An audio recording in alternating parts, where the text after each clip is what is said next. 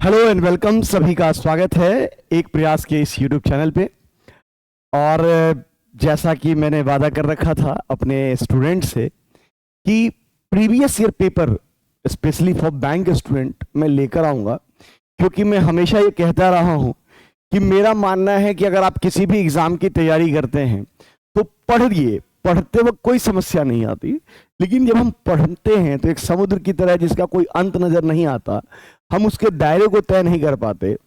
और वो दायरा कि कितना पढ़ना है, क्या पढ़ना है, इसकी समझ बनाना आपकी तैयारी में आधी जंग जीतने जैसा है। और इसकी समझ बनाने का जो सबसे बेसिक आधार, सबसे मूलभूत चीज है, वो प्रीवियस ईयर पेपर है। और मेरे बैंकिंग के स्टूडेंट बार बार ये कह रहे थे कि सर एग्जाम में क्या आता है, कैसा आता है, क्यों ना उसका डिस्कस किया जाए। तो मैंने जो वादा किया था कि प्रीवियस ईयर सीरीज की बात मैं करूंगा और एग्जाम में क्या आता है उन प्रीवियस ईयर पेपर से हम देख पाएंगे। बैंकिंग एग्जाम की अगर मैं बात करूं तो बैंक के अलग अलग लेवल में कई एग्जाम होते हैं। बैंक के वो एग्जाम प्री लेवल पे, और अगर मैं बात करूं तो बैंक के वो एग्जाम आरआरबी, आईबीपीएस, एसबीआई, फिर आरबीआई, ऐसे लेवल होते हैं। और हर एक में क्लर्क और पीओ की बात होती है, आपको ये पता है। और मैंने ये भी वादा किया था कि बहुत लंबा टाइम नहीं लूंगा, तो जल्दी से बात करेंगे। तो मैं बैंक पीओ के सभी सीरीज की बात करूंगा, लेकिन शुरुआत बहुत बेसिक से करते हैं। आरआरबी 2023 के जितने पेपर मेरे पास अवेलेबल है, मेमोरी बेस्ड पेपर होते हैं, उन पेपर पर मैं पूरा डिस्कस करूंगा। आरआरबी क्लर्क का, फिर पीओ का, फिर उसके मेंस का। तो ऐसे करके आपके पास पूरी श्रृंखला रहेगी अवेलेबल। तो आज इस श्रृंखला में हम आरआरबी क्लर्क 2023 के पेपर की बात कर रहे हैं। मेमोरी बेस्ड पेपर है और ये पेपर 19 अगस्त 2023 के शिफ्ट 1 का पेपर है। तो बनाने का तरीका कि आप जब भी इस सेट की बात करें, प्रीवियस ईयर पेपर बनाने की बात करें, तो सबसे बेस्ट तरीका है वीडियो को पॉज करिए, सवाल सॉल्व करिए। बन जाए तो वेल एंड गुड, नहीं बने तो वीडियो चलाइए, देखिए। तो मैं इस आधार पे बना रहा हूं। और जब मैं आरआरबी कलर की बात कर रहा हूं तो ये बात बहुत क्लियर बता दूं, ये बैंकिंग एग्जाम के सबसे आसान एग्जामों में से एक होता है। इसमें नॉलेज या आपके आईक्यू से ज्यादा आपकी स्पीड की काउंटिंग होती है। और जगहों पे भी स्पीड है, बट यहां स्पेशली स्पीड ज्यादा मैटर करती है। कट ऑफ वगैरह पे चर्चा कभी और करूंगा, इसके कट ऑफ बहुत हाई होते हैं। आरआरबी क्लर्क में जब बात करें तो 40 नंबर की रीजनिंग और 40 नंबर का मैथ आता है। ये सब तो पैटर्न है। अभी तो मैं रीजनिंग की केवल बात कर रहा हूं। तो आपके सामने ये पेपर है, मैं चाहूंगा कि आप मेरे साथ ये पेपर का डिस्कशन करें। तो मैं जब सवाल आपके सामने लाऊं, आप वीडियो को पॉज करिए, सवाल सॉल्व करिए। बन गया तो आगे आंसर मिला लीजिए, नहीं बना तो आप एक बार चेक करिए कि कहां गलती है। तो चलिए शुरू करते हैं। पहला सवाल हमारे पास ये है। 1 मिनट के लिए मैं टाइम दे रहा हूं, फिर मैं आगे की बात करता हूं।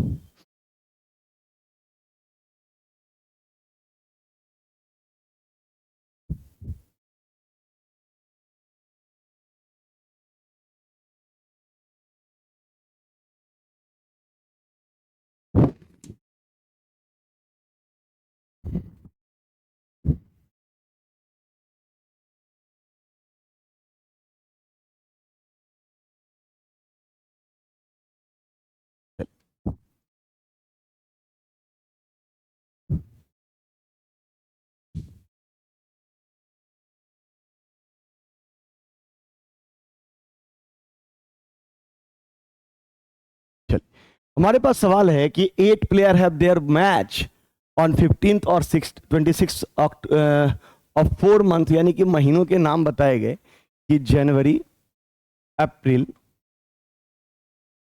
अक्टूबर और दिसंबर। इन 4 महीनों में आपके पास 2 डेट दिए गए हैं, 15 तारीख और 26 तारीख। और इनमें अलग अलग प्लेयर ने एक मैच खेला है। बोला गया W is one of the player, W एक प्लेयर है, डब्ल्यू कोई खिलाड़ी है, किसी एक दिन डब्ल्यू का नाम आना है। अभी हम इसको लिख नहीं सकते, तो ये माइंड में रख लेते हैं। 2 प्लेयर है match between P and Q, तो पी और क्यू के बीच 2 लोग हैं, लेकिन अब ये पी कहां और क्यू कहां ये बताना बड़ा मुश्किल है, ये बाद के देखते हैं। R has match on 26 on April, तो 26 और अप्रैल के मामले में तो ये जगह फिक्स हो जाती है कि आर, ये यहां आर होगा, R has match on 26 April and immediate before P. R के बारे में बोला गया कि आर पी से ठीक पहले, तो पी के ठीक पहले, तो पी 15 अक्टूबर को होता तो उससे पहले वाला डेट ये आएगा, तो यहां T match is immediately before S, S के तुरंत पहले टी। अच्छा, पी दिखते ही पी और क्यू के बीच दो, तो एक दो भी क्यू यहां है, एक दो क्यू यहां है, दो पॉसिबिलिटी आ गई। लेकिन सवाल बहुत बड़ा नहीं है तो मैं अभी बहुत पॉसिबिलिटी में नहीं जाने वाला, बड़े होते तो लिख लेते, लेकिन तत्काल T's match is immediately before S. चलिए भाई, टी और एस लगातार हैं, बहुत जगह लगातार, ये हो सकता है, ये हो सकता है, ये और ये सब बहुत जल्दी सोचना है। फिर बोला गया कि U's match is immediately after V, तो यू का मैच वी के तुरंत बाद है, यू का मैच वी के तुरंत बाद है। कितने बाद? तुरंत बाद, तो लगातार है, but not in the same month. अब ये बात आई कि जब मुझे कोई कह रहा लगातार है, तो लगातार मेरे पास ये भी लगातार हो सकते हैं, ये भी लगातार हो सकते हैं, लेकिन अगर ये लगातार होते तो समान महीनों में होते, एक ही महीने में कहलाता। तो इसने शर्त लगाई है कि लगातार तो है, समान महीने में नहीं है। तो अंडरस्टूड है कि ये बात आपके लिए कॉर्नर नुमा, यानी मैं इसको डायगोनली कहता हूं कि वी और यू जहां भी आएगा वो लगातार होने के बावजूद अलग अलग महीनों में है, तो डायगोनल, तो वी और यू यहां हो सकते हैं और यहां हो सकते हैं। अभी रखते हैं, S has match in the month which have 30 days. 30 days की बात करो तो ये 31 वाला महीना, 31 वाला और ये 31, तो 30 डेज इसी महीने में है।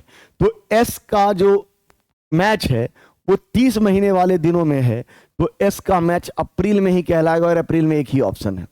जैसे ये लिखा, मेरे पास V और U का डायगोनल ऑप्शन एक खत्म हो गया, तो मेरे पास V और U इकलौता ऑप्शन है यहां, क्योंकि वो लगातार होने के साथ साथ अलग अलग महीनों में है। अब मेरे पास T और S का लगातार होना, S जैसे यहां लिखा तो T मैं यहां लिख सकता हूं, T और S और ये सब टिक लगाया, तो P के बाद दो घर छोड़कर Q, एक दो ऊपर जगह नहीं है Q, और हमारे सवाल की शुरुआत में एक नाम W की बात हुई थी, तो W यहां। आई होप सो, मैंने पहले ही कहा कि बहुत इजी है, आपसे भी बना होगा, स्पीड मैटर करता है, समझाने में तो लगा, लेकिन आप समझिए ये सब सवाल 1 मिनट से ज्यादा का सवाल नहीं हो सकता। अच्छा, इसके बेस पे पूरे 5 सवाल भी थे, हम उन्हें भी देखते चलेंगे,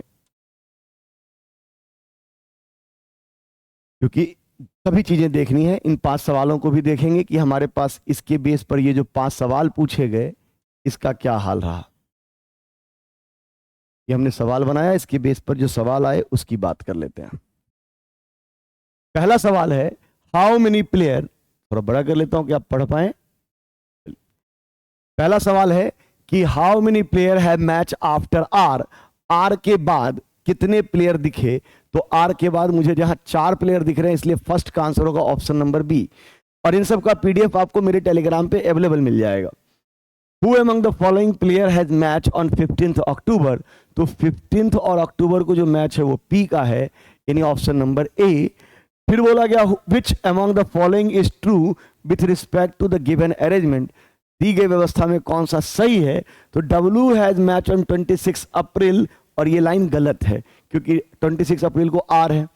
2 people have match between S and V, S और V के बीच 2 लोग हैं, ऑफ कोर्स R और P वे 2 लोग हैं, इसलिए option number B is the right answer.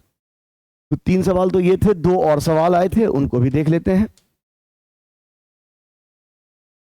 अगर मैं इसके बेस पर ये 2 सवाल और पढ़ूं, तो मेरे पास पहला सवाल है कि who among the following player has match in the same month in which V has, तो वी के साथ पी का मैच आया, यानी ऑप्शन नंबर डी।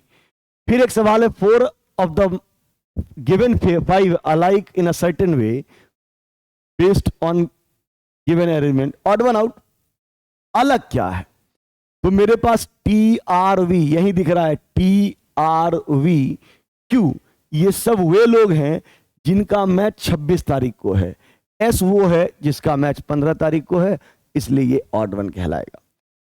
आई होप सो आपको समझ में आया होगा, और मैं फिर से, जो मेरे स्टूडेंट उनको पता है कि कम्युनिकेशन, डिस्कशन बहुत जरूरी हिस्सा है।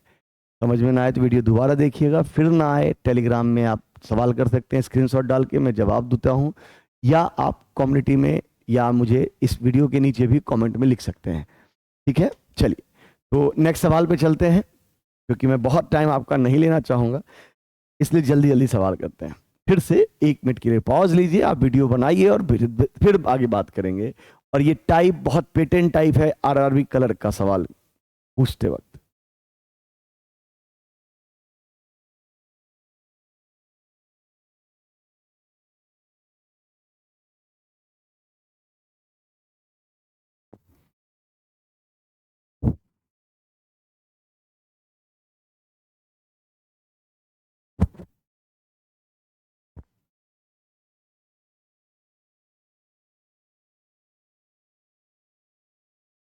देखें सवाल,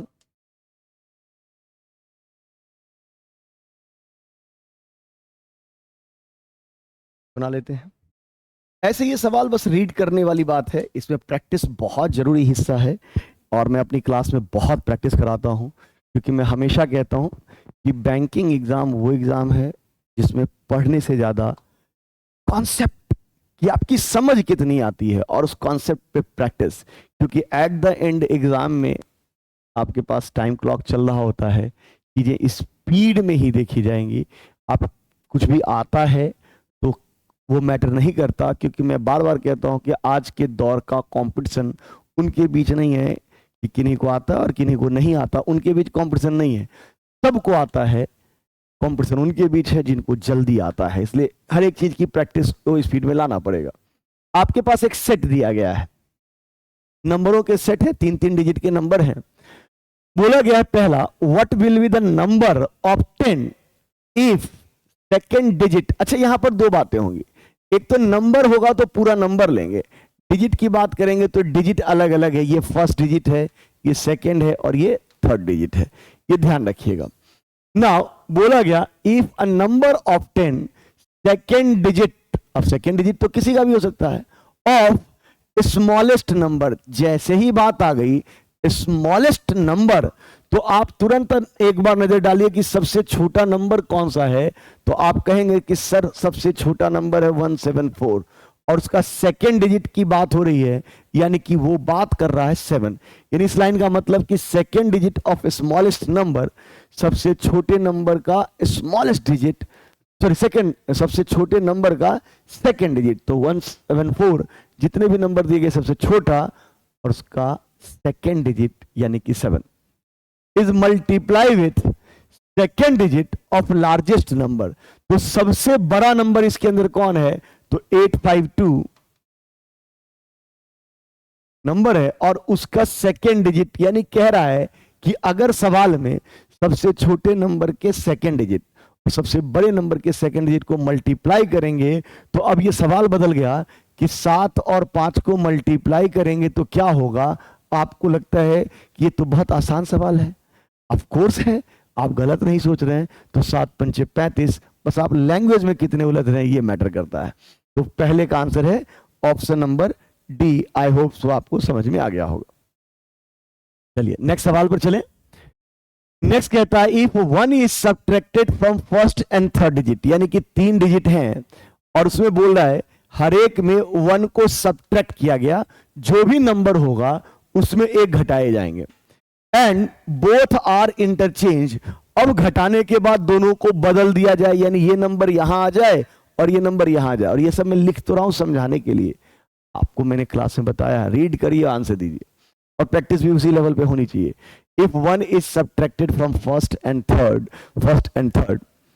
and both are to be interchange, which among them following is second lowest number, दूसरा सबसे छोटा नंबर। एक बात बताइए, नंबर के बड़े या छोटे होने के लिए थर्ड डिजिट जिम्मेवार है। मान लीजिए 850 लिख दूं, 240 लिख दूं, 630 लिख दूं, तो पहले डिजिट का कंपैरिजन तो सबसे पहले है, ये तो बाद का मुद्दा है। तो मैं पूरे सवाल में ये समझ में आया कि पहले माइनस करो, इसको माइनस करो, फिर पलटो, इतना टाइम हमारे पास नहीं है। उसने कहा सेकेंड लोएस्ट नंबर, तो जो लास्ट का नंबर है उसमें -1 करके, जो लास्ट का नंबर है उसमें अगर मैं -1 करके कंपेयर करूं और सेकेंड लोएस्ट ढूंढना है, दूसरा सबसे छोटा, तो पहले सबसे छोटा, यहां पर अगर मैं -1 करता तो 4, यहां करता तो 1, यहां करता तो 6, यहां करता तो 2 और यहां करता तो 3, क्योंकि -1 करके यही आगे आने वाला है। मैं पूरा ऑपरेशन नहीं करूंगा, -1 करने के बाद यही आगे आने वाला है। तो सेकंड लोएस्ट नंबर, तो सबसे लोएस्ट नंबर ये बना, सेकंड लोएस्ट नंबर ये बना आपका, तो 293 is our right answer, option number E. यानी इस नंबर को पलटेंगे और फिर हमारे पास ये सेकंड लोएस्ट डिजिट कन्वर्ट हो जाएगा। आई होप सो दिख रहा होगा। और मैंने इतना टाइम लिया समझाने में, है नहीं, सेकंडों में सवाल है ये सब। चलिए फिर से बात करें। नेक्स्ट सवाल है कि यदि प्रत्येक संख्या का दूसरा और तीसरा, if second and third digit of each number two be interchange, यानी कि कोई भी नंबर है उसका सेकंड और थर्ड डिजिट आपस में बदल जाए। पहले वाले के साथ कोई डिस्टरबेंस नहीं है, यानी कि पहला डिजिट अगर मैं लूं 525, इसको कह रहा है कि अगर ये बदल गया, पहले को एज इट इज रहने दीजिए। तो दी गई श्रृंखला में कितने अभाज्य संख्याएं हैं, कितने प्राइम नंबर हैं? बहुत रेगुलर रहा सवाल प्राइम नंबर वाला, देखते हैं। तो ये अगर मैं आपके लिए इस सवाल को थोड़ा डिटेल से समझाऊं, क्योंकि प्राइम नंबर कैसे निकालेंगे, कई लोगों का सवाल ये भी हो सकता है, तो उनकी भी बात कर लेंगे।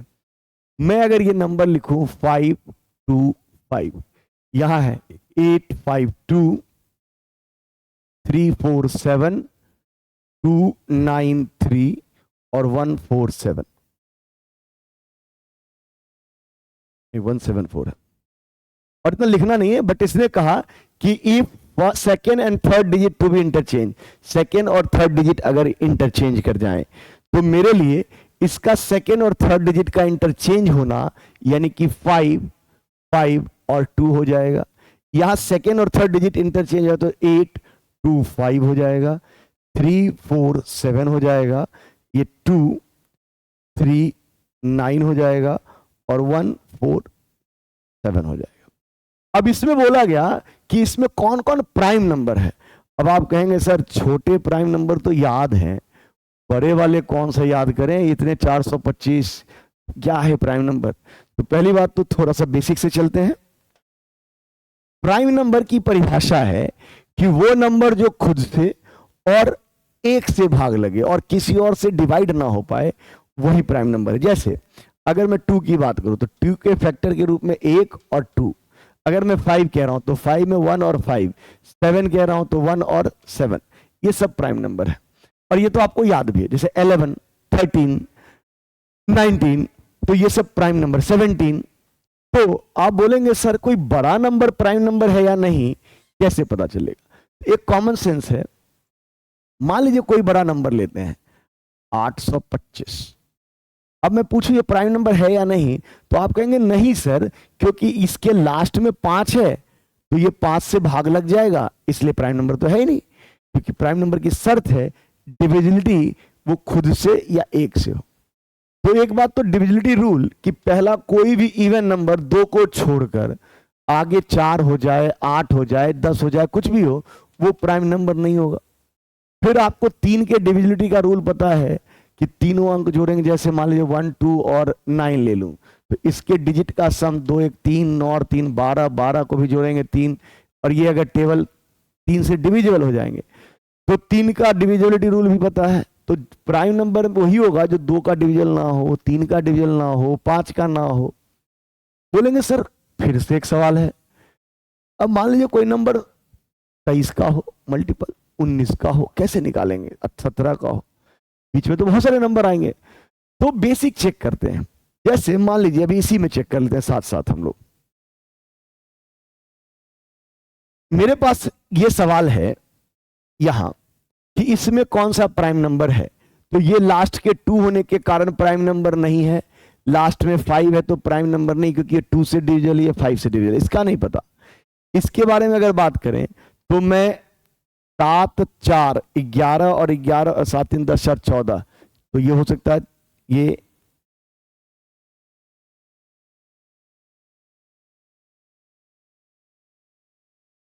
अच्छा 3 4 7, तो मैंने एज इट इज लिख दिया, ये सवाल ही गलत लिखा, 3 7 4 लिखना था, तो मेरे लिए 3 7 4 बदलना भी तो है, तो ये भी नहीं होगा क्योंकि लास्ट के 2 है। गुड। यहां पर अगर आए तो 7 और 4, 11 और 1 12, इसका सम 12 है यानी 3 से डिविजिबल, यानी ये भी नहीं होगा। अब ये है या नहीं प्राइम नंबर, ये कैसे पता चलेगा, इस पर समझिए। कोई भी नंबर प्राइम नंबर है या नहीं है, इसको चेक करने का तरीका, इसका स्क्वायर रूट निकालिए, 239। अब बोलेंगे सर इतना स्क्वायर रूट कौन निकाले, तो नहीं, एग्जैक्ट स्क्वायर रूट नहीं निकालना है, इसके नजदीक का स्क्वायर रूट कितना, तो आप कहेंगे 225 होता अगर, तो इसका स्क्वायर रूट 15 होता। तो आप देखिए कि 239 15 से पहले यानी 1 से लेकर 15 तक में किसी से डिवाइड है, अगर है तो वो प्राइम नंबर नहीं है। अब इसको बैठ के आप बाकी नंबर से मत चेक करिएगा, रूट निकालिए 15, 15 से नीचे, उससे आगे को मत चेक करिए। तो मेरे पास 15 से नीचे चेक करने में मुझे 1 2 3 या 4 तक, 5 तक, 6 का या 8 का तो नहीं करना, मुझे इसको बेसिकली इस क्रम में 7 से है या नहीं, या 11 से है या नहीं, ये देख लें, 15 से है या नहीं, 15 से भी नहीं होगा, तो ये दोनों भी देख ले तो काम चल जाएगा। 11 से इसलिए नहीं है क्योंकि 11 का भी डिविजिबिलिटी रूल आपने पढ़ा होगा, 9 2 11 और ये 3, तो ये तो 11 से नहीं है। 7 दिया तो 7 या 21, तो इधर आ गए, तो ये भी नहीं है, तो ये प्राइम नंबर है। अगर डिविजल होता तो ये प्राइम नंबर नहीं होता। तो आप समझ चुके होंगे प्राइम नंबर निकालने का तरीका कि उसका स्क्वायर रूट निकालिए, जो भी स्क्वायर रूट आया उससे पहले वाले नंबर के साथ अगर वो भाग लगता है तो वो प्राइम नंबर नहीं है, और नहीं लगता तो फिर बाकी से चेक करने की जरूरत नहीं है। तो यहां पर 293 अपने आप में प्राइम नंबर हो जाएगा, यानी आंसर हो जाएगा 1। चलिए, आई होप सो क्लियर होगा आपका। फिर इसके बेस पर 2 और सवाल थे, पॉज करके आप सवाल बना सकते हैं। मैंने जैसा बोला कि आप वीडियो को पॉज करिए और सवाल बनाइए। चलिए,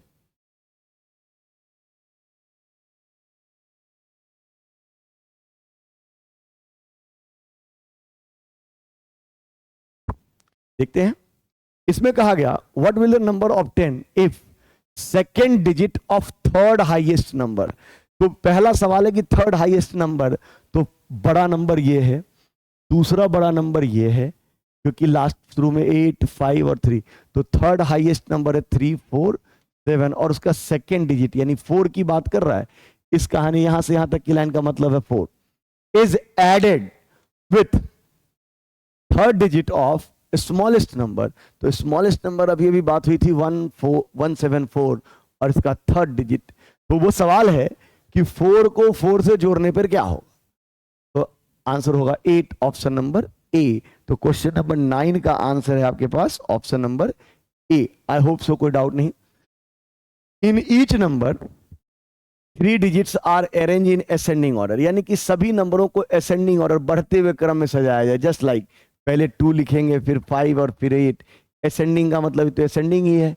तो अगर सभी को असेंडिंग ऑर्डर में सजाया जाए तो सेकेंड लार्जेस्ट नंबर मैं आपके लिए लिख रहा हूं, अगर मैं इसको असेंडिंग ऑर्डर में सजाता तो 2 5 5 8, असेंडिंग ऑर्डर होता तो 2 5 8। इनके डिजिट को बढ़ते हुए क्रम में सजाना है, तो 3 4 7 2 3 9 1 4 7, ऐसे ही होता। तो अगर इनको असेंडिंग ऑर्डर में सजाया जाए तो सेकेंड लार्जेस्ट नंबर, तो सेकेंड लार्जेस्ट नंबर के नाम पर आपके पास सबसे टॉप का नंबर ये है। सेकेंड लार्जेस्ट नंबर में 2 2 सब में, यहाँ 5 5, लेकिन सेकेंड लार्जेस्ट नंबर यही होता। और ये बात भी आपको प्रैक्टिस में आनी पड़ेगी। तो 2 5 8 यानी 8 5 2, option number E is right answer. I hope so clear है ये। चलिए नेक्स्ट सवाल पे देखें। फिर से मैं बार बार कह रहा हूं, पॉज करिए, जवाब बनाइए, फिर आंसर करते हैं।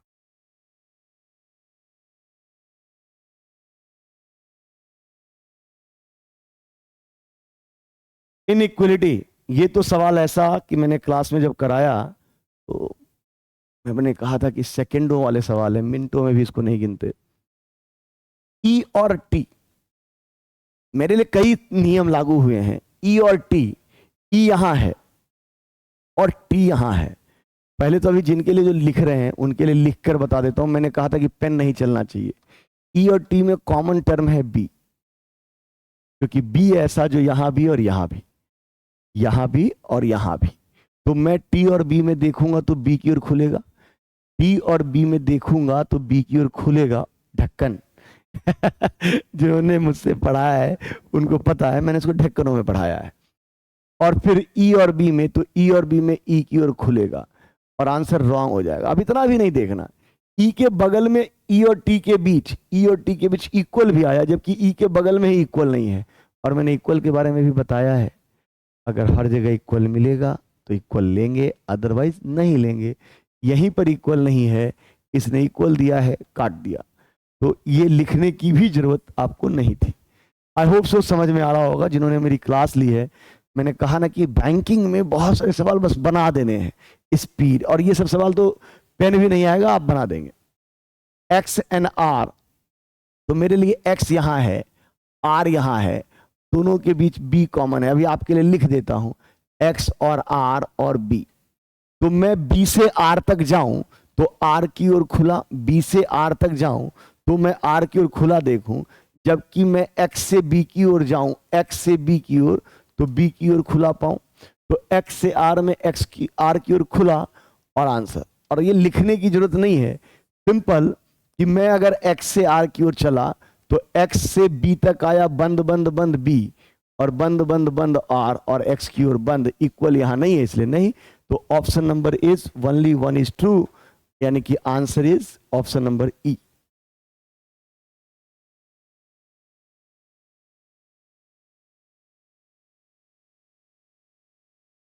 चलिए नेक्स्ट सवाल है, जल्दी से बताइए। टी और एफ, तो मुझे टी और एफ के नाम पर, एफ यहां है, टी यहां है, इस दोनों में कॉमन के नाम पर आप किसको कॉमन लेंगे? के। तो के एक ऐसा शख्स जो दोनों में है, तो टी और एफ अगर लें तो बीच में मिडिल मैन है के, तो एफ और के की ओर, एफ की ओर खुला, और के और टी में के की ओर खुला।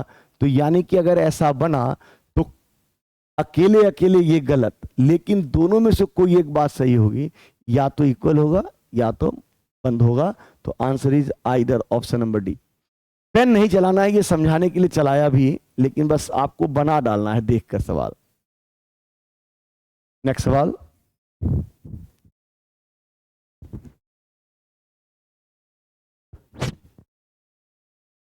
चल फिर से P एंड J, तो मेरे लिए J और E बराबर है, तो मैं यहीं पर अगर J को इमेजिन करूं तो P और J में दिख रहा है कि बंद बंद, और J पर गए तो P की ओर बंद। D Z, और Z के नाम पर यहां E के बाद Z, तो D और Z में, D और Z के लिए लिख देता हूं आपको, D और Z में कॉमन मैन है E, तो ऐसा D और E के बीच दिख रहा होगा, D की ओर ढक्कन बंद, और E और Z में ऐसा, तो बोथ इज राइट, यानी आंसर इज बोथ कंक्लूजन। और ये केवल समझाने के लिए लिखा है, मैं चाहूंगा कि इस टाइप के सवाल में आपसे पेन ना चले, मैंने इतनी मेहनत कराई है आपको।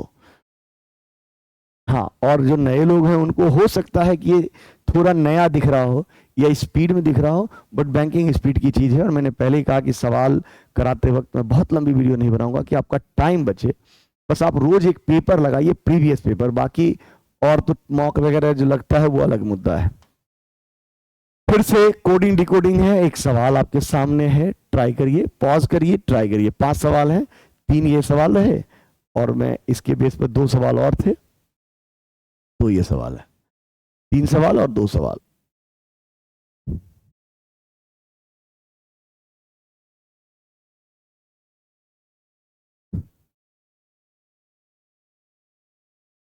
चलिए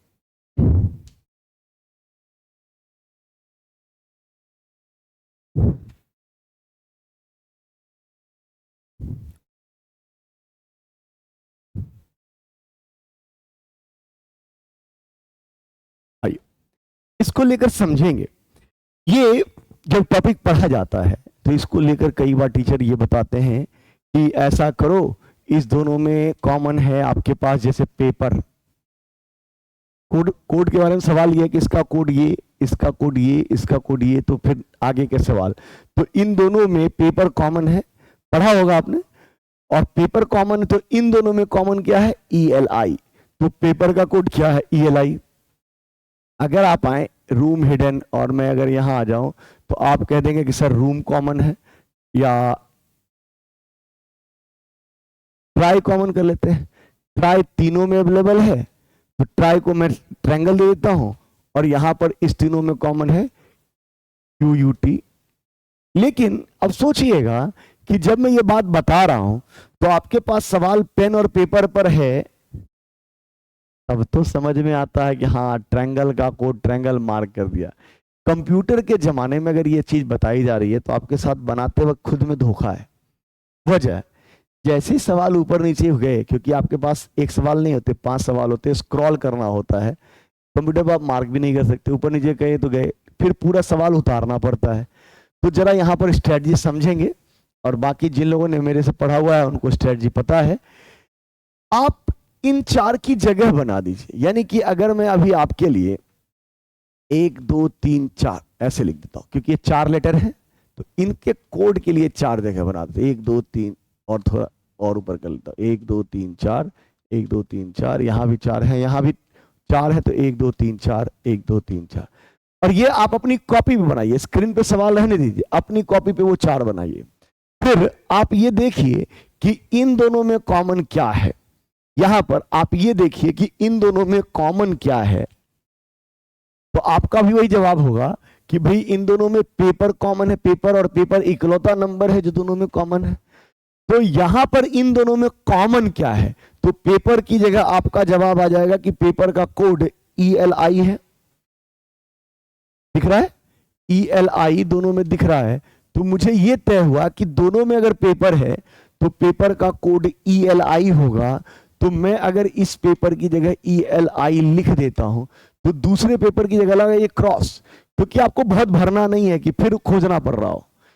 नाउ अब आपके पास यहां बना कैंसल ट्रैक टाइम, और यहां ऊपर बचा ट्राई रूम हिडन, क्योंकि इस पेपर का कोड लिखा है, इसका क्रॉस है, मतलब पेपर का कोड कहीं और लिखा है। क्रॉस जरूर करिए जगह कम करने के लिए। अब मैं आऊं तो मेरे पास तीसरी बात आई थी कि ट्राई, ट्राई और ट्राई, इस तीनों में ट्राई है, तो तय है कि ट्राई के लिए हमने देखा था QUT, तो ट्राई की जगह अगर मैंने QUT लगाया तो अगले ट्राई यानी कि सेकंड नंबर पर हटा दीजिए और यहां क्रॉस लगा दीजिए कि मुझे अब इनका कोड नहीं ढूंढना। तो मेरे पास रूम और हिडन है, तो मेरे पास रूम और हिडन के नाम पर यहां रूम दिख रहा है, आपको दिखा रहा हूं इस दोनों में, यहां रूम दिख रहा है। तो रूम का कोड अगर मैं यहां ढूंढना शुरू करूं तो यहां रूम का कोड क्या होना चाहिए, तो इन दोनों में रूम का कोड PNA है, तो रूम का कोड PNA, और अगले रूम यानी कि तीसरे नंबर पे क्रॉस लगा दिया, यानी कि मुझे अब रूम का कोड नहीं ढूंढना है। आई होप सो मेरी बात समझ रहे होंगे आप। अब मैं अगर देखूं तो मेरे पास ट्रैक और लैंड इस जगह पर 2 बचे हैं और यहां इकलौता बचा है। तो ट्राई की जगह आपने QNT ढूंढ लिया, रूम की जगह PNA ढूंढ लिया, हिडन का कोड जो इसमें बचा है, तो हिडन का कोड आपके लिए DRS है। तो दोबारा कहीं हिडन है नहीं है, कोई बात नहीं। यहां पर अगर आए तो ट्रैक और लैंड, तो ट्रैक और लैंड के नाम पर आपको दिख रहा है कि यहां ट्रैक कॉमन है, ट्रैक और लैंड में दिख रहा है कि ट्रैक कॉमन है।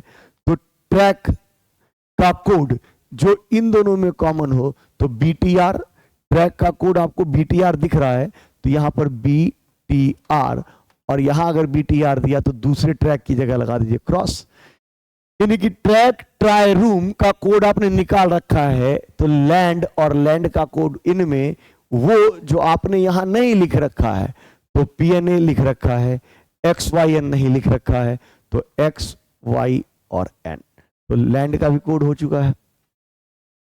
ट्राई टाइम शट डाउन, और टाइम के नाम पर आपको दिखा यहां टाइम और यहां टाइम, तो इन दोनों में कॉमन की अगर बात करें तो टाइम के नाम पर आपका कोड निकलेगा try time time time SNS, time का कोड SNS दिख रहा है, तो SNS, और यहां पर टाइम के लिए क्रॉस लगा दीजिए। और आपके लिए शट डाउन एक ऐसा टर्म जो इन दोनों में होना चाहिए, तो शट डाउन के लिए आप बताएंगे LMO या CEF लिख दिया है, हाँ CEF, और ये आइदर है। अब बोलेंगे सर इतना टाइम तो लिखने में लगा दिया आपने, ये मैंने आपको समझाने में लगाया है, लिखने में नहीं, ठीक है। ये आपको करना है। अब सोचिए इसका क्या फायदा है। ये आपने कॉपी पे लिखा है, स्क्रीन पर आपके पास सवाल है।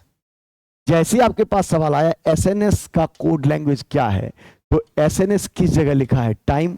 अच्छा, यहां पर भी एक जगह खाली बच गया, कैंसल, तो कैंसल का कोड भी आप ढूंढ लेंगे, कैंसल का कोड AXT हो जाएगा। तो एसएनएस का कोड तुरंत चौथा नंबर, आंसर इज टाइम। फिर बोला शट डाउन, तो अभी लास्ट में दिमाग आया कि शट डाउन, LMOCEF। हिडन का कोड क्या है, तो हिडन मेरे लिए थर्ड नंबर पर, तो DRS ऑप्शन नंबर है। तो अगर इसमें टाइम लगा तो आपके पास कॉपी पर ये लिखा है, बोर्ड पर या कंप्यूटर पर ये है, आप देखकर तुरंत आंसर दे सकते हैं। जैसे इसके बेस पर 5 सवाल थे, तो 2 और सवाल अगर मैं देखूं,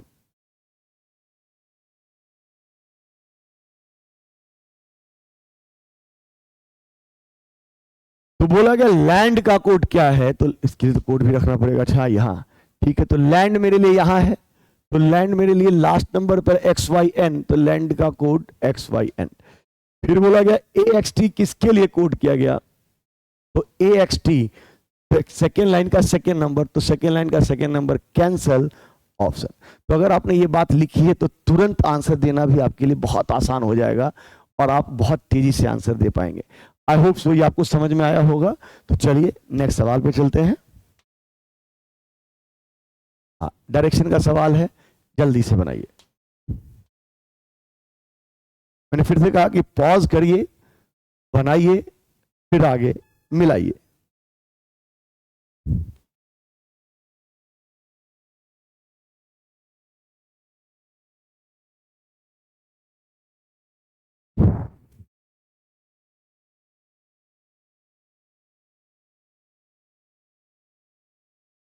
चलिए,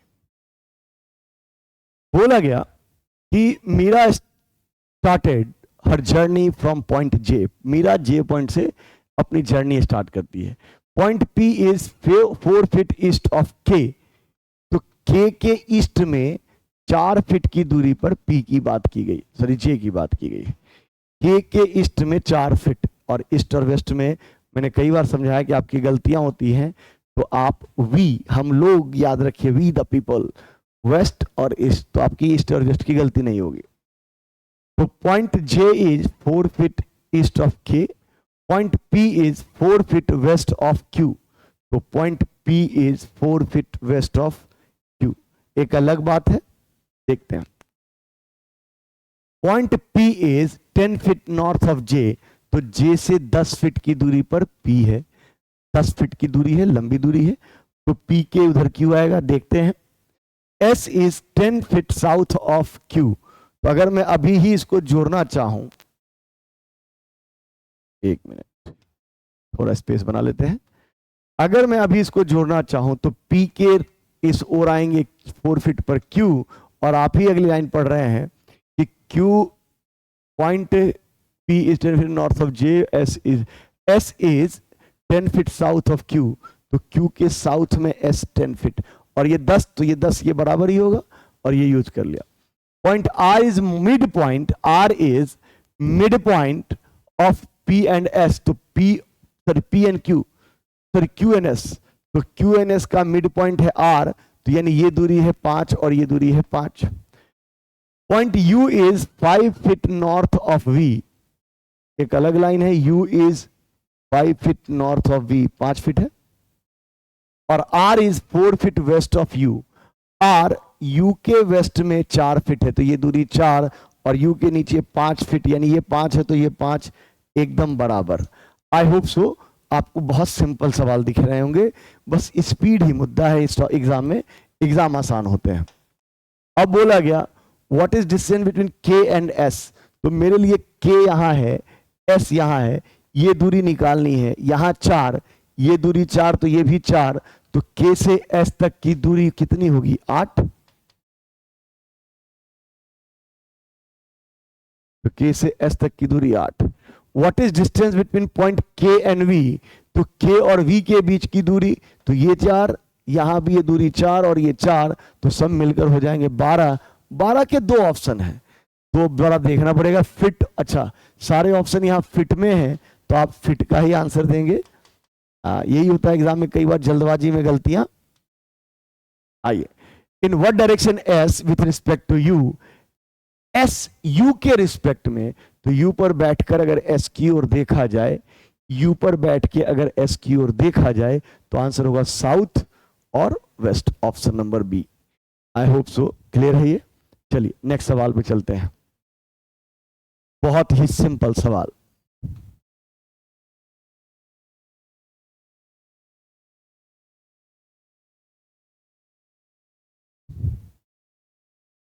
बोला गया इफ द नंबर दिस, एक नंबर दिया गया है, the digit are arrange in descending order, इनके डिजिट्स को अगर घटते हुए क्रम में सजाया जाए, तो ये अगर डिजिट है इनको घटते हुए क्रम में सजाया जाए, तो सबसे पहले 9, फिर 8, 7, फिर 6, 5, 4, 3, 2।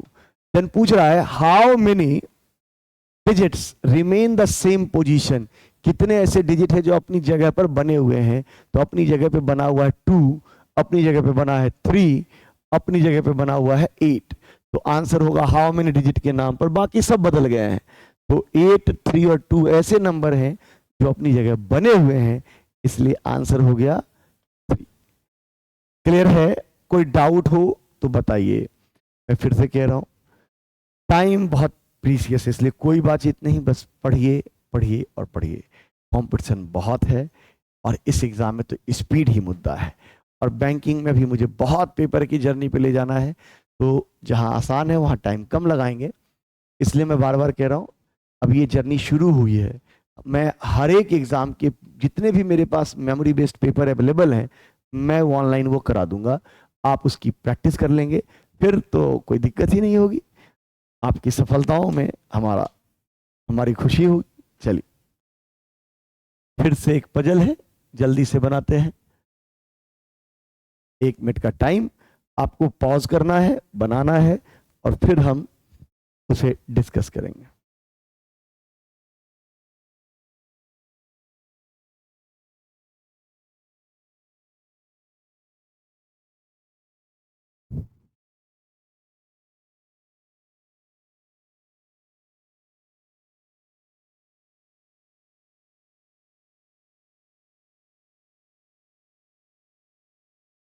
अरे 1 मिनट,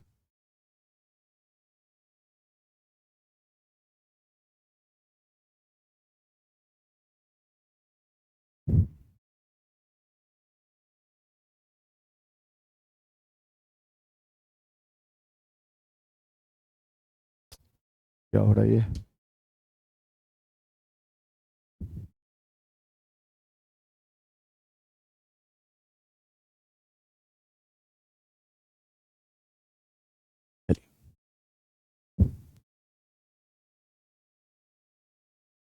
बोला गया देयर आर 7 पीपल एक योगा सेशन अटेंड करते हैं, और वीक के दिन है मंडे,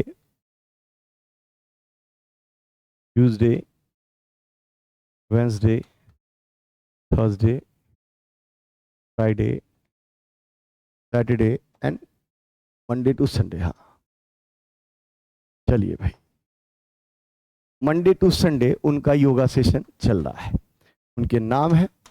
बोला गया 1 person attend session between you and x, you और एक्स के बीच एक, कहां, कौन से दिन, कुछ नहीं पता, तो यू और एक्स के बीच एक। तो मैं अगर ये बात यू लिख लूं, लेकिन ये थोड़ी पता कि यू ऊपर होगा या नीचे होगा, तो ऐसे केस में मैं एरो ले लेता हूं।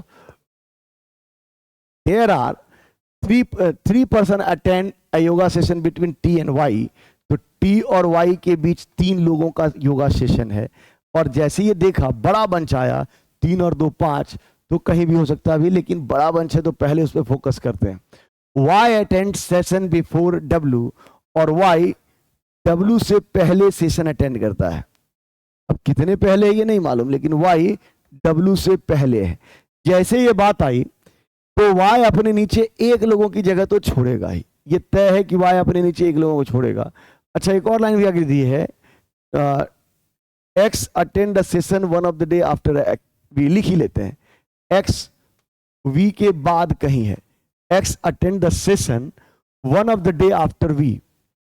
T attend the session one of the day before Thursday sorry, तो T थर्सडे से पहले कहीं है, कहां है नहीं मालूम, तो T के कितने ऑप्शन आए? 3। जरा सोचिएगा, यहीं पर सवाल 2 मिनट के लिए पॉज करते हैं। T में यहां दे दूं तो 3 घर छोड़कर अगर Y दे दूं तो Y के नीचे W की जगह नहीं है, क्योंकि W एक लोगों की Y एक लोगों की जगह तो छोड़ेगा। T अगर दे दूं 3 लोगों को छोड़ दूं और Y लगा दूं तो Y आ गया, W की जगह नहीं बनेगी। तो इस बात को मेरे माइंड में बड़ा बंच है, इसलिए ये बात चल रही है। जैसे T को लेकर एक बात यहां बताई गई तो मैं एक पॉसिबिलिटी T यहां ले लेता हूं, यहां तो होगा ही नहीं, सॉरी यहां ले लूं और 3 घर छोड़कर Y और Y के बाद W। ऑल्सो आप कह सकते हैं सर यहां भी होगा, तो 2 पॉसिबिलिटी ले लीजिए। T 1 2 3 Y और Y के बाद W कहीं भी हो सकता है, क्योंकि कहीं भी है, तो ये टिक लग गया। अब बोला गया no 2 person attend session immediately before और immediately after according to English alphabet, यानी ए के बगल में बी नहीं आएगा, अल्फाबेट के अनुसार नहीं आएंगे। बोल रहा है कि नो 2 पर्सन, कोई भी 2 व्यक्ति attend the session immediately before और इमीडिएटली आफ्टर, कोई भी 2 व्यक्ति तुरंत बाद तुरंत पहले नहीं होंगे। कौन से 2 व्यक्ति? अल्फाबेट में लगातार आने वाले। तो मैं ये बात पुट करने के बाद U और X पर दिमाग लगाऊं तो U और X, क्योंकि यहां ऑल्टरनेट है, ऑल्टरनेट एक घर छोड़कर, तो U और X के नाम पर Y आ जाएगा, और मैं यहां U और X देता एक घर छोड़कर तो भी Y आ जाएगा। तो मैं X को ऊपर कर दूं और U यहां दे दूं, लेकिन X के ऊपर कौन चाहिए आपको? V। तो ये तरीका हो गया गलत। U और X के बीच 1, तो मैं अगर यहां पर दे दूं U और X या X U और X, तो कहेंगे कि सर T और U लगातार हो जाएंगे, तो ये नहीं होगा। ऑल्सो अगर मैं ये बात यहां दे दूं तो यही एक जगह है जिसमें X Y के पास नहीं होता, U और X ये हो गया, और मेरे पास X के ऊपर चाहिए V, एक ही जगह है, और फिर एक नाम बचा है तो T U V, W एक नाम W X Y, और एक नाम बचा है Z। बहुत इजी सवाल है, बहुत ही इजी। ये 1 मिनट से भी ज्यादा का सवाल नहीं हो सकता, बस समझिए कि आपको समझाने में जो टाइम लगा है। आइए, इसलिए तो कह रहा हूं ये सवाल ही ये पूरा एग्जाम पैटर्न जो है वो स्पीड को लेकर देखा ही जाता है। आइए, इसके बेस पर भी 5 सवाल थे, देखते हैं। तो हमारे लिए सवाल कन्वर्ट हो गया ये, एक मिनट।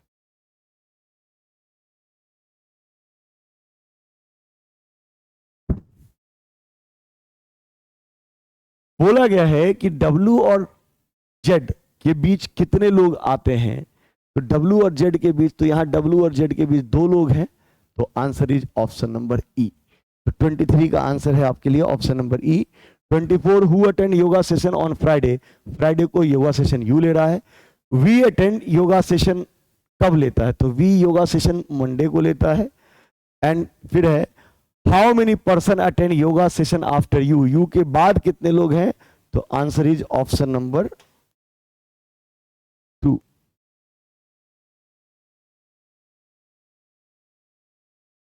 फिर से लगा देता हूं, इसका आंसर हो जाएगा 2। आई होप सो क्लियर है। इसके बेस पर एक और सवाल था 27वां, इसको भी देख लेते हैं।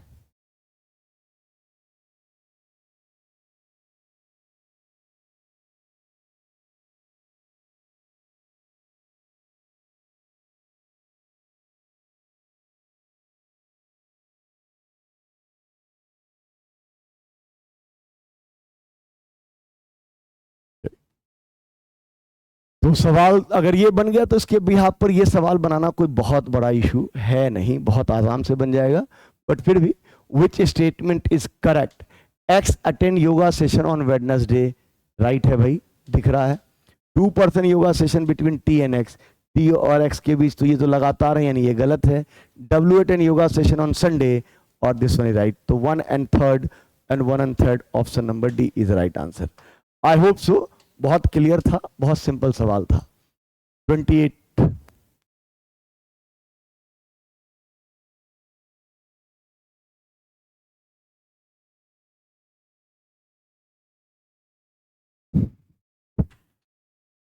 इसमें कहा गया कि अगर आप इसके सवाल लेते हैं कि इसके सेकंड, कहां पढ़ रहे थे, सेकंड लेटर, फिफ्थ और एट, सिक्स लेटर, तो सेकंड लेटर है H, third, fourth, fifth, six और एट, यानी एच, टी, ए और ई, इन चारों से अगर कोई वर्ड बनता हो, तो कोई भी वर्ड बनता हो, अगर एक ही वर्ड बनता हो तो वर्ड का सेकंड लेटर आंसर देंगे। और इस टाइप के सवाल कई बार ना लगता है हम क्या डिक्शनरी के ज्ञाता हैं, लेकिन ऐसा है नहीं, बहुत इजी सवाल आते हैं। जैसे इसको देखते ही मेरे माइंड में तो एक वर्ड आया, हीट, HEAT, एक तो यही आया, और दूसरा मेरे माइंड में चल रहा है हेट। हाँ, और जैसे ही दो लेटर आ गए तो खत्म करते हैं ना। बोला गया कि अगर such that word can be form if more than one word can be form, give an x, यानी अगर एक से ज्यादा अगर आपका वर्ड, यानी इन वर्ड को लेकर क्या अरेंज कर सकते हो, तो मुझे हीट, हेट नजर आ रहा है, तो आंसर इज एक्स। खत्म, क्योंकि मैं इस वर्ड से मिलाकर दो वर्ड तो अभी देख रहा हूं, तो मुझे अगला क्यों सोचना, दिमाग ही नहीं लगाना। चलिए नेक्स्ट सवाल, फिर से रोकिए, पॉज करिए, आंसर बनाइए।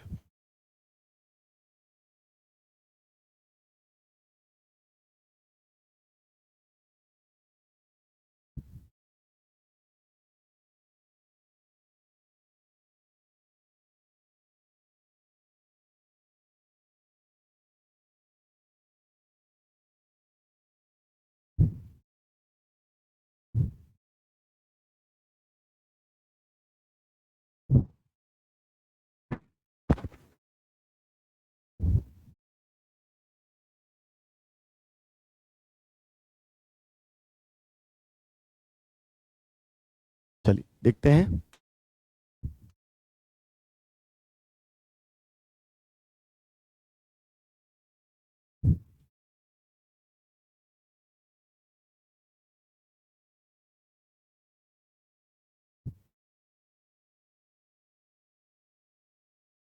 इस बार सवाल है सिटिंग अरेंजमेंट का, और बहुत इजी सवाल है, मैं फिर से कह रहा हूँ। इससे आप बैंकिंग एग्जाम का लेवल तय मत करिए, लेकिन ये भी देखिए कि जब आप क्लर्क का एग्जाम दे रहे हैं तो कितने आसान सवाल हैं। इसलिए जब आप क्लर्क के लेवल के सवाल बना रहे हो तो वहाँ स्पीड को मुद्दा बनाइए। और ये बहुत बड़ा इश्यू होता है कि कई बार हम बहुत बड़े बड़े सवाल बनाते हैं और छोटे सवालों में स्पीड खराब हो जाती है। तो जब भी क्लर्क का एग्जाम देने जाए तो पहले क्लर्क का पेपर बनाइए। और जो लर्नर है उनके लिए तो बहुत आसान है कि आसान से टफ की ओर जर्नी है, उनके लिए सबसे पहला हिस्सा सीखने के लिए। चलिए देखते हैं। बोला गया there are 8% sitting in a square table, तो एक स्क्वायर टेबल की चर्चा है और उस पर 8 लोग बैठे हैं, नॉट नेसेसरी सेम ऑर्डर, ठीक है। 4 of them are sitting middle of the side, 4 लोग भुजाओं के मिड में बैठे हैं, बीच में बैठे हैं। एंड फेसिंग इनसाइड, उन चारों के फेस अंदर की ओर दिख रहे हैं। फिर बोला गया rest of them are sitting corner of the table facing outside, यानी बाकी के जो 4 लोग हैं वो कॉर्नर, कोने पे बैठे हैं और बाहर की ओर फेस कर रहे हैं। ठीक है भाई। Q and R sit opposite to each other. एक बात बताई थी मैंने, जब 8 लोग बैठे हों, जब सर्कल में 8 लोग बैठे हों तो क्यू और आर अपोजिट हैं। तो गौर करिए कि अगर मैं यहां क्यू और यहां आर को बिठा दूं तो भी बीच में 3 लोग होंगे या नहीं होंगे। हाँ, यहां आप कह सकते हैं सर यहां क्यों नहीं होगा, हो सकता है, लेकिन यह तो तय है कि क्यू और आर अपोजिट हैं। तो 8 लोगों के केस में क्यू और आर अगर अपोजिट होंगे तो उनके बीच में 3 लोग होंगे। कहां होंगे ये मेरे लिए मुद्दा नहीं है। तो क्यू और आर के बीच 3 लोग हैं, ये बात तो मैं लिख ही सकता हूं कि क्यू और आर अपोजिट हैं तो उनके बीच 3 लोग हैं। कैसे 3 लोग हैं, लेफ्ट के साथ 3 लोग हैं, राइट के साथ 3 लोग हैं, ये मेरे लिए मुद्दा नहीं है। Q is not sitting next to V, और Q V के आसपास नहीं बैठेगा, तो Q के बगल में V नहीं होगा। हम सेंटेंस से बचे, पढ़ लिया है एक बार, दोबारा क्यों पढ़ें, इसलिए तुरंत लिख लिया। 3% sitting between U and P, अभी भी वही बात है कि 3% बिटवीन U एंड P, तो वहां पर लेफ्ट और राइट मेरे लिए तब मुद्दा नहीं होगा जब 8 लोग बैठे होंगे। S is sitting second to the right of V. S V के राइट में, अब वी का फेस अभी मुझे नहीं मालूम है, S is sitting second to the right of V, तो वी के राइट में, वी मेरे लिए रेफरेंस है इसलिए मैंने इसको मार्क किया, वी के राइट में एस सेकेंड है। अब बोला गया वी सिटिंग एट कॉर्नर, तो अब आप लिख सकते हैं कि वी को कॉर्नर पर बिठाया गया है, तो वी को अगर मैं कॉर्नर पर बिठा दूं तो वी के राइट, और कॉर्नर पे अगर है तो राइट का मतलब क्लॉकवाइज, घड़ी की दिशा में, तो यहां पर यहां हो जाएगा एस, और ये लगाया टिक कि हमने ये यूज कर लिया। Two people sitting between P and T, तो पी और टी के बीच दो लोग हैं, अभी मेरे लिए मुद्दा पी और टी के बीच दो लोग हैं, लिख लेते हैं। You sit fifth to the right of S, S मेरे पास ऑलरेडी बैठा हुआ है, you sit fifth to the right of S, और fifth to the right of S का मतलब बीच में चार, और एस के बाद चार, और राइट है एस के राइट, तो राइट मैंने बोला जब चेहरा देखेंगे तो क्लॉकवाइज, और राइट का मतलब क्लॉकवाइज, और चार छोड़ेंगे, एक दो तीन चार, और चार छोड़कर यहां हो जाएगा U, U sit fifth to the right of, ठीक है। जैसे ये लिखा यू के सामने पी आना था, क्योंकि तीन घर छोड़कर ये भी टिक लगाया। अब टी और पी के बीच दो लोगों की बात हुई थी कि टी और पी के बीच दो लोग हैं, पी यहां अगर होगा और एक दो यहां तो रख ही नहीं सकते, तो मजबूरन टी और पी के बीच यहां रखना पड़ेगा, और ये डन। अब जैसी बात आ गई क्यू और आर आमने सामने, तो मेरे लिए आमने सामने यही जगह बची है, जबकि क्यू वी के पास नहीं, तो क्यू यहां, आर यहां, और एक नाम मेरे लिए बचा रह गया, P Q R S T U V और डब्ल्यू, और मेरे लिए diagram complete. I hope so इसमें किसी को डाउट नहीं होगा, सबको समझ में आया होगा। इसके बेस पर 5 सवालों की क्या स्थिति है उसको भी हम देख लेते हैं।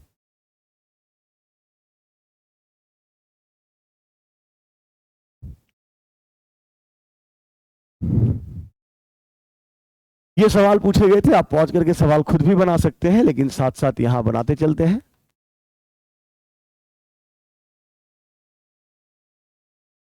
मेरे पास पहला सवाल आया कि who am the following sitting immediate left of T, तो टी अगर है और लेफ्ट देखना होगा तो चेहरा देख रहे तो anti clockwise, answer is Q. फिर बोला गया which of the following sitting at corners, तो ऑब्वियस है कि मेरे पास डब्ल्यू टी, डब्ल्यू सब में होना चाहिए, डब्ल्यू यहां नहीं, डब्ल्यू यहां नहीं, डब्ल्यू टी टी, ठीक है, और वी और एस, तो वी और एस यहां नहीं, ऑप्शन नंबर बी।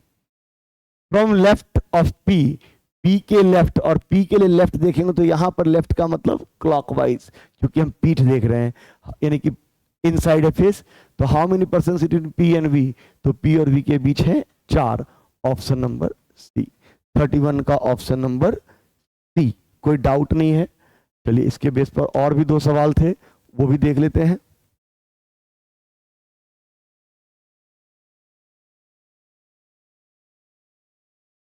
बोला गया which of the following is true, P is sitting opposite to V, तो पी और वी अपोजिट नहीं है तो wrong. S is sitting immediate left of U, S U के इमीडिएट लेफ्ट है, wrong. T and S at the corner, T and S at the corner, यही right है। फिर बोला गया which of the following sit opposite to each other, U and V wrong, S and Q wrong, W and V, answer खत्म। एक बार बनाने के बाद तो उसके बेस के 5 सवाल बस यू ही बन जाते हैं, उसमें कोई टाइम नहीं लगता, तो बस जल्दी से अब बनाते हैं सेलोजिज्म के सवाल, और ज्यादा सवाल नहीं है, 40 क्वेश्चन है, तो 5-6 सवाल बचे हैं। तो चलिए आप पॉज करके सवाल बना सकते हैं, लेकिन मेरे साथ मिलाएंगे, और जो मेरे मेथड से पढ़ चुके हैं उनको मैंने बताया है कि पेन पेपर नहीं चलता, बस देखना है और आंसर बता देना है। यहां पर बोला गया ओनली अ फ्यू है, वो सम और सम नॉट होता है सब मालूम है, लेकिन छोड़, अभी मेरे लिए लेक एंड ओशन, लेक और ओशन ऑल प्लस सम सीढ़ी टूट गई, लेक एंड ओशन ये भी पॉजिटिव ये भी पॉजिटिव, तो ये मेरे लिए नेगेटिव हो नहीं सकता, तो दोनों गलत, तो मैं इसका आंसर दूंगा तो नाइदर 1 नाइदर 2 दूंगा। एक मिनट,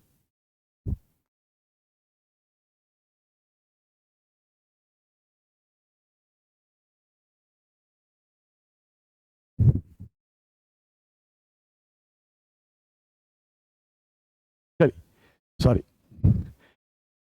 फिर भी जिनको डायग्राम से ये सवाल जानना है उनके लिए, all lake are river and only a few, यानी कि इसका मतलब है कुछ रिवर ओशन है, और यहां पर आप रिवर और ओशन, और रिवर का कुछ हिस्सा ऐसा है जो ओशन नहीं बनेगा, डायग्राम यही कहता है।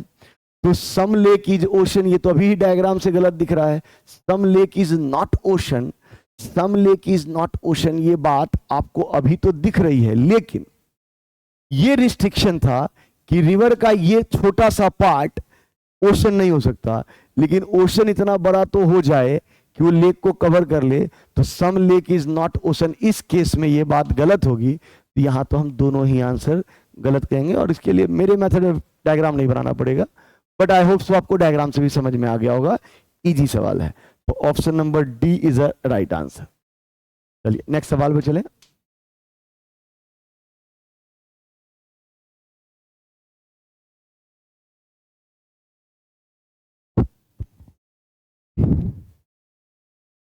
फिर से सम और सम, ये सम नॉट है तो खत्म। ऑनलाइन वीडियो, मेरे लिए ऑनलाइन और वीडियो पॉजिटिव स्टेटमेंट है, नेगेटिव स्टेटमेंट है कैंसल। और ऑल पूरे सिलोजिज्म की दुनिया में तभी सही हो सकता है जब ऑल प्लस ऑल का केस हो।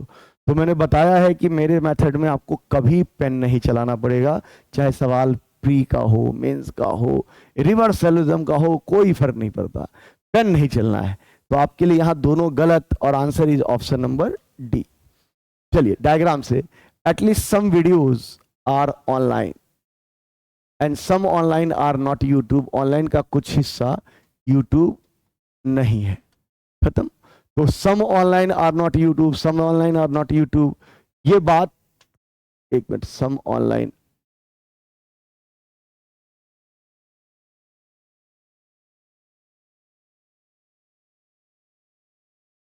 सम online are not YouTube, online are not video, हाँ ठीक है, ये तो मैं सॉरी ये गलत पढ़ा, ऑनलाइन वीडियो, ऑनलाइन वीडियो की बात हो रही, तो ये बात तो ऐसे भी है कि ये बात, सम का डायग्राम आपको पता है, तो ये लाइन गलत हो जाएगी कि some videos are not online. मैं यूट्यूब पढ़ने लगा, ऑनलाइन यूट्यूब, हाँ, तो ये बात तो पहले ही गलत है। ऑनलाइन और यूट्यूब, तो ऑनलाइन यहां है और यूट्यूब यहां है, तो ऑल ऑनलाइन आर यूट्यूब, ये जो हिस्सा है वो कभी भी पूरा का पूरा इसके अंदर नहीं आएगा, इसलिए ये गलत है। तो चलिए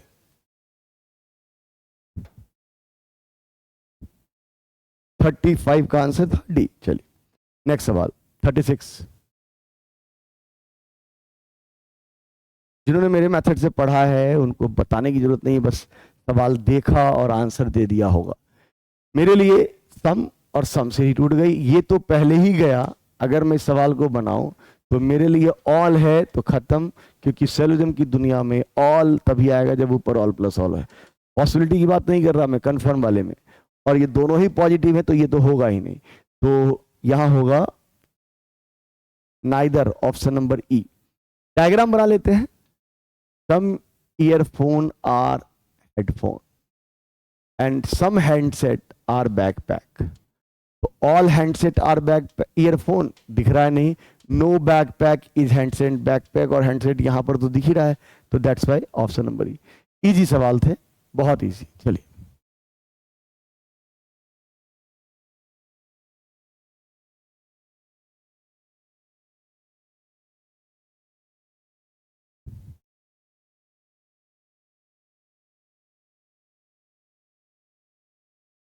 बोला गया कि सैनिटी के अक्षरों में how many pairs of letter are in the word sanity which has as many letter in the as many letter in between they have in English alphabet।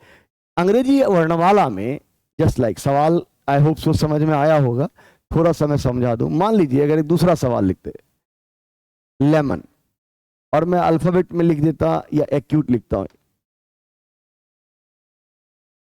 Alphabet ABCD लिखता। सवाल क्या है, जिनको सवाल समझ में नहीं आया उनके लिए बात कर रहा हूं।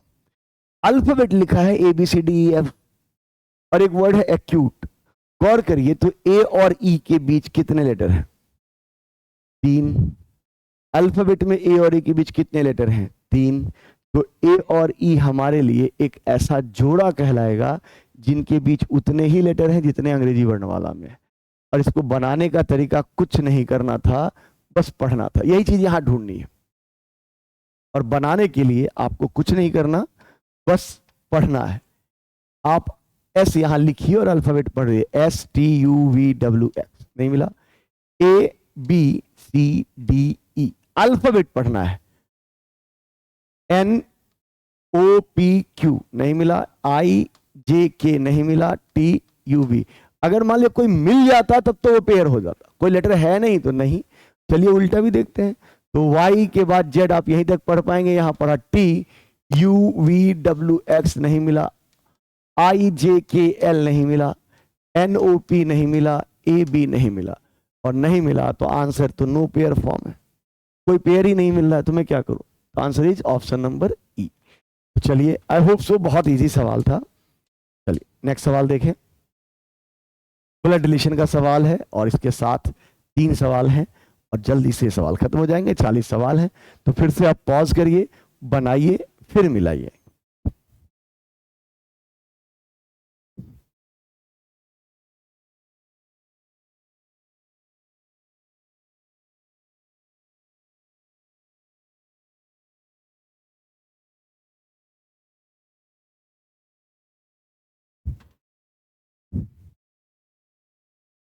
चलिए देखते हैं। बोला कि there are 6 member in a family, एक परिवार में 6 लोग हैं। S is married to A, S का विवाह ए से हुआ है। और मैरिड होने के नाम पर मैं अपने डायग्राम में एक कर्व लाइन लगा देता हूं, इसको स्माइल कहते हैं। एस की शादी ए से हुई है। आई होप सो जो लोग मुझसे पढ़े हैं उनको ये पता है। हु इज, तो हु अपने बगल वाले के लिए आता है। और ए इज मदर ऑफ जी, और ए माँ है जी की, तो ये बात ऐसे, और ये माँ है तो ये पिता हूं। R is sister in law of A, R A की सिस्टर इन लॉ है, तो आर ए की सिस्टर इन लॉ है, तो ए की शादी के बाद यानी से पति की वाइफ, पति की बहन। के इज ग्रैंडसन ऑफ पी, एक अलग बात होगी, K is grandson of P and only son of R, तो K is the only son of R और K is grandson of P. तो ये दोनों भाई बहन उसके पिता या माँ जो भी हो, पिता या माँ जो भी हो, क्योंकि बोला गया के इज ग्रैंडसन, के पोता है, के पोता है और आर का इकलौता बेटा है, तो के पुरुष। पी हैज 1 ग्रैंड डॉटर, और पी को एक ग्रैंड डॉटर भी है, तो एक नाम यहां। और चूंकि संख्या 6 है तो मैं बाहर सोच ही नहीं सकता, 3 तो 5 और 1 6 आ चुके हैं, तो डायग्राम तो यही बनेगा। तो मुझे लगता है ये डायग्राम बनाने में मिनटों के अंदर, सेकंडों का टाइम है, बस पढ़ा और बनाया। विच of the following statement is incorrect? P is the grand father. सवाल में पी का जेंडर नहीं मालूम, पी पुरुष है या महिला, क्या पता वो दादी हो, तो इसलिए ये बात अभी कंफर्म नहीं है। और इनकरेक्ट ढूंढना है, तो यही बात इनकरेक्ट है, तो क्या करना है इस पे? मुझे पहला ही आंसर इनकरेक्ट नजर आ रहा है, तो मैं आगे पढ़ूंगा ही क्यों। ऐसे मिलाना चाहे तो आप मिला सकते हैं। How many male member are there in the family? अभी अभी बात हुई कि पी का जेंडर ही नहीं मालूम, तो मेल मेंबर के नाम पर भी हम बता नहीं सकते। अगर पी का पता होता तो हम मेल मेंबर बता सकते थे। फिर बोला गया how is S related to P? S P से कैसे रिलेटेड है? तो सवाल एस के बारे में है और एस पी का बेटा है, आंसर है सन। तो आई होप सो आपको ये टॉपिक बहुत आसान लगा होगा, यही बात मैं बार बार कह रहा हूं। तो इसके साथ आपकी ये सीरीज कंप्लीट होती है। आज के लिए इतना ही। तो मैं ये सीरीज अभी शुरू किया है मैंने, और मैं रेगुलर आपके पास बैंक एग्जाम के पेपर लगाता रहूंगा, लाता रहूंगा। मुझे आपका सपोर्ट चाहिए। आपका सपोर्ट आपकी मेहनत है कि आप सीरीज देखें, बनाएं और मुझे कमेंट बॉक्स में लिखकर बताएं कि सीरीज कैसे लगी, क्या लगा, क्या सुधार करना है। और ये कमेंट बॉक्स के आपके कमेंट मुझे आगे हेल्प करेंगे, सपोर्ट करेंगे, मुझे मोटिवेट करेंगे कि मैं और भी श्रृंखलाओं में ज़्यादा एनर्जी के साथ आऊँ।